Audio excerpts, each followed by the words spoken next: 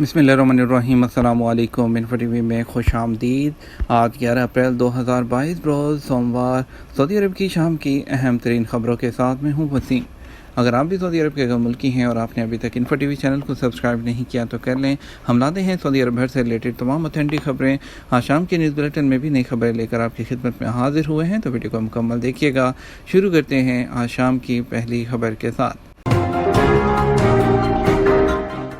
Corona وبا کے بعد جدہ میں رمضان کی راتوں کا پہلا میلہ۔ کورونا وائرس کی وبا کے بعد لیالی رمضان یعنی رمضان کی راتوں کا پہلا میلہ پہلا پروگرام ہے، جس کا انعقاد اس رمضان میں کیا جا رہا ہے۔ عرب نیوز کے مطابق Al Tayebat international city of science and technology میں یہ میلہ جاری ہے۔ یکم رمضان سے اب تک اس میں 8,000 سے زیادہ لوگوں نے شرکت کر لی ہے۔ Al Tayebat international city of science and knowledge Jeddah کے مشہور مقامات میں سے ایک ہے۔ جی ڈی پی میں اضافے سے بے روزگاری کی شرح میں کمی کی امید۔ کے پی ایم جی انٹرنیشنل کی حالیہ رپورٹ میں بتایا گیا ہے کہ سعودی عرب کی مجموعی گھریلو پیداوار یعنی کہ جی ڈی پی میں متوقع اضافے سے اس سال اور اگلے سال سعودی عرب میں بے روزگاری کی شرح میں کمی نظر آئے گی۔ عرب نیوز کے مطابق ٹیکس اور آڈٹ ایڈوائزری فرم نے پیش گوئی کی ہے کہ سعودی عرب میں جی ڈی پی 2022 میں 6.7% کی شرح سے بڑھنے کی توقع ہے۔ کے پی ایم جی نے مزید کہا کہ جی ڈی پی میں نمو تیل کی پیداوار میں تیزی سے اضافے اور غیر تیل کی معیشت میں جاری بحالی سے متاثر ہوگی۔ 2023 میں حقیقی جی ڈی پی کی نمو سست ہو سکتی ہے۔ رپورٹ میں مزید کہا گیا کہ 2022 کے رجحانات 2023 تک جاری رہنے کی توقع ہے۔ اس سال زیادہ موقع وہ بیرونی ممالک کے عازمین حج کو دیا جائے گا۔ سعودی وزارت حج اور عمرہ نے کہا کہ اس سال بیرون مملکت کے عازمین حج کو زیادہ موقع دیا جائے گا۔ کسی بھی ملک سے حج پر آنے پر کوئی پابندی نہیں ہوگی۔ العربیہ چینل سے بات کرتے ہوئے معاون سیکرٹری حج انجینئر حشام سعید نے کہا کہ اس سال زیادہ عازمین بیرون ملک سے آئیں گے۔ گزشتہ 2 سالوں کے دوران کورونا وبا کے باعث بیرون ملک سے لوگ حج سے محروم رہے تھے۔ اس سال انہیں زیادہ سے زیادہ موقع دیا جائے گا۔ انہوں نے کہا کہ اس سال کسی بھی ملک کے عازمین حج پر کوئی بھی پابندی نہیں ہوگی۔ سعودی عرب دنیا کے ہر ملک کے حج کے خواہش مند لوگوں کو فریضے کی ادائیگی کا موقع دیتا ہے۔ کورونا وبا کی وجہ سے پابندی نہیں ہوگی۔ معاون سیکرٹری حج نے کہا ہر ملک سے کوٹے کے مطابق عازمین آئیں گے۔ کوٹے کا اصول مسلم وزرائے خارجہ عمان کانفرنس میں طے کیے ہوئے ہیں۔ اصول یہ ہے کہ 1,000 کی آبادی پر ایک شخص کو حج کا موقع ملے گا۔ اس سوال پر کہ کیا حج کے لیے بوسٹر ڈوز ضروری ہوگی، انہوں نے کہا کہ عازمین حج کے لیے ضروری ہے کہ وہ امیون ہو۔ سعودی نظام کے مطابق محسن کا مطلب کورونا ویکسین کی 3 ڈوزز لینا ہے۔ یہ پابندی اندرون مملکت سے حج کرنے والے سعودیوں، غیر ملکیوں اور بیرون ملک سے آنے والے عازمین پر لاگو ہوگی۔ اس کے علاوہ ترجمان وزارت حج اور عمرہ نے الاخباریہ سے بات کرتے ہوئے کہا کہ اس سال حج سیزن کے دوران جدید ٹیکنالوجی پر مبنی بڑے منصوبوں کے تحت کام کیا جائے گا تاکہ حاجیوں کو کسی قسم کی پرابلم کا سامنا نہ کرنا پڑے۔ ترجمان وزارت حج نے مزید کہا کہ حج سیزن کے دوران سب سے بڑا مسئلہ کراؤڈ کنٹرولنگ کا ہوتا ہے۔ رش کو کنٹرول کرنے کے لیے جدید خطوط پر منصوبوں پر مبنی کام کیا جا رہا ہے، جس کے لیے جدید ترین ٹیکنالوجی استعمال کی جائے گی تاکہ منظم انداز میں حاجیوں کو مکہ مکرمہ سے مشاعر مقدسہ لے جایا جا سکے۔ منظم انداز میں لوگوں کو مقررہ اوقات کے تحت مناسک حج کی ادائیگی کو یقینی بنایا جائے گا۔ واضح رہے اس سال مجموعی طور پر 10 لاکھ عازمین حج ادا کریں گے۔ مسجد نبوی میں بچھائے جانے والے قالین کہاں تیار ہوتے ہیں؟ سعودی عرب میں مسجد نبوی کی انتظامیہ روزانہ کی بنیاد پر زائرین کے لیے قالین بچھاتی ہے۔ 25,000 قالین نماز کے لیے بچھائے جا رہے ہیں۔ سعودی خبررساں ایجنسی ایس پی کے مطابق مسجد نبوی کے قالین دنیا بھر میں اعلیٰ اور عالمی معیار کے ہیں۔ یہ اندرون ملک تیار کیے جا رہے ہیں۔ مسجد نبوی کے دالانوں کے سائز کے مطابق ہوتے ہیں۔ ان کی تیاری کے لیے خصوصی سٹینڈرڈ ہے جن کی پابندی کی جاتی ہے۔ مسجد نبوی انتظامیہ میں قالینوں کے ادارے کے انچارج عبدالرحمن الحمدی نے بتایا کہ مسجد نبوی کے قالین مضبوط اور موٹے ہوتے ہیں، بہت زیادہ استعمال سے متاثر نہیں ہوتے۔ ان میں ملائم اون استعمال کی جاتی ہے اور انہیں بار بار دھویا جاتا ہے، لیکن ان سے ان کی کوالٹی خراب نہیں ہوتی۔ مدینے میں کون سی کھجوریں سب سے زیادہ خریدی جا رہی ہیں؟ سعودی عرب میں رمضان کے پہلے عشرے کے آغاز سے مدینہ منورہ میں کھجوروں کی طلب میں غیر معمولی اضافہ دیکھنے میں آ رہا ہے۔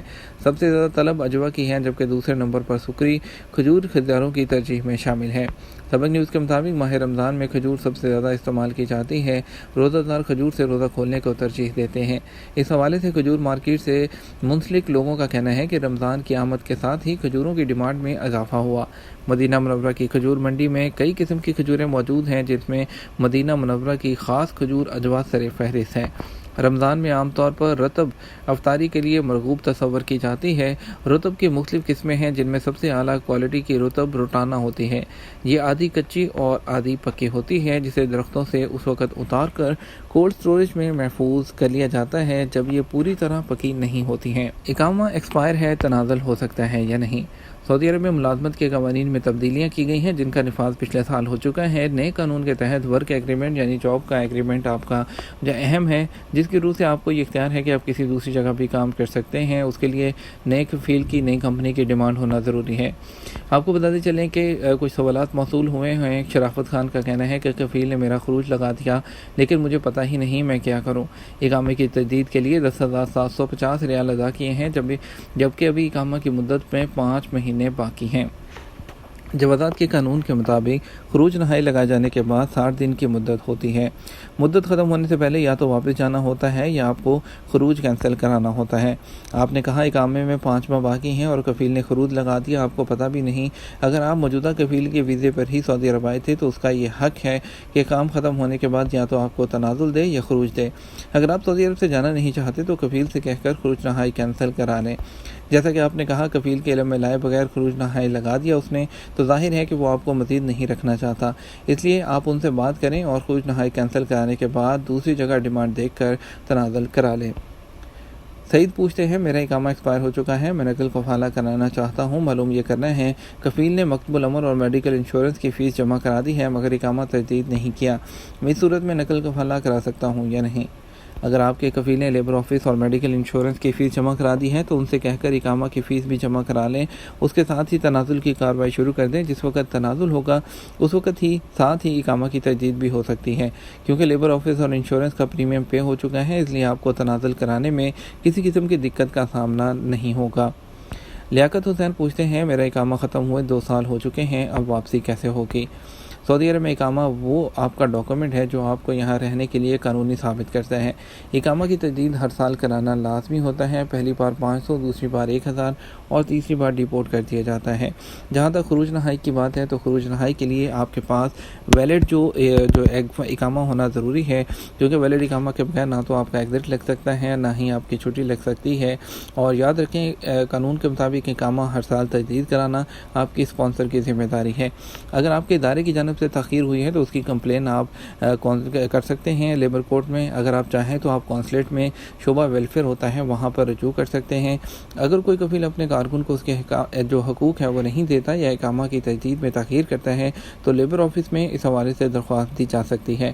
درخواست دینے کے لیے بہتر ہے کہ آپ پہلے جو ایمبیسی ہے اس کے شعبہ کونسلیٹ کے ویلفیئر سیکشن سے رجوع کریں، کیونکہ وہاں پر ایک ڈپارٹمنٹ موجود ہوتا ہے، وہ آپ کی بہتر رہنمائی کر سکتا ہے اور تاکہ آپ قانونی مسئلے میں پیچیدگیوں سے بچ سکیں۔ یہ تھا ہمارا اب تک کا نیوز بلیٹن۔ مزید اور اہم خبروں کے لیے رات 12 بجے کے بعد کا نیوز بلیٹن دیکھیے گا۔ ہمیں اجازت دیجیے، اپنا خیال رکھیے گا۔ السلام علیکم۔